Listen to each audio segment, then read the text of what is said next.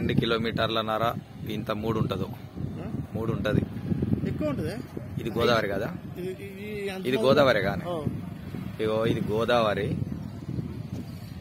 త్రివేణి. అంటే ఇక్కడ 3 గంగలు కలుస్తాయి. కొంచెం ముందు పోతే ఇటు ఒక 2 కిలోమీటర్లు పోవాలి. ఆల్రెడీ దక్షిణం భారుతుంది, తూర్పు అది ఉత్తర దక్షిణం ఉంది గంగా. ఇది దక్షిణ కాశీ అంటారు. మినిమము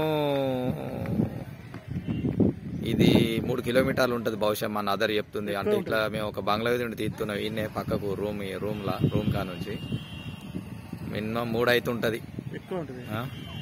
మనం ఇట్లా నిల్చొని చూస్తే జైనంత దూరం అవుతుంది. అక్కడ లైట్లు ఉంటది, ఇంకో కిలోమీటర్ ఎక్కువ కావచ్చు. కానీ బాగా కంటినదర్ కనబడంత మంద ఉన్నది. ఇంత వెడల్పుతో ఉంది అది చూస్తే, పాయలు అంటే మన మధ్యలో కాటు ఉంది. అది కాటు కాదు, అది ఒక పాయ లెక్క మధ్యలో ఒడ్డు ఉంది. ఇంకా అవతల బాగుంది. అంటే ఈ వీడియో మస్క్ అవుతుంది ఇప్పుడు నేను తీసేటప్పుడు.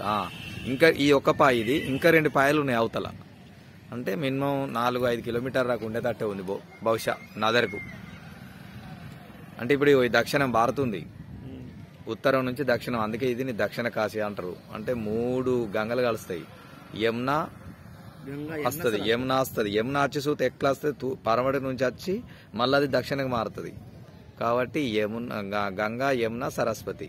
అంటే సరస్వతి అనేది గంగా అనేది అది ఏదో చిన్నగా వస్తుందట, మనకు చూస్తే అది కనబడది. కానీ 3 గంగలట. 3 గంగలు కలిసి దీన్నే ఏమంటారు, త్రివేణి సంగం. మేము ఒక పాటలు ఉన్నది అల్లంపూర్ ఇదే కదా, దాంట్లో త్రివేణి సంగం అనేది పేరు చూత వస్తుంది. నేనేమో అనుకున్నా కానీ ఇక్కడికి వచ్చినాక ఆదికి వచ్చింది పాటలు ఉన్నదని. సరే ఇది నేను పంపిస్తా చూడురిగా. ఏం లేదు, వాటరే, ఇంట్లో ఏం కనిపిస్తలేవు.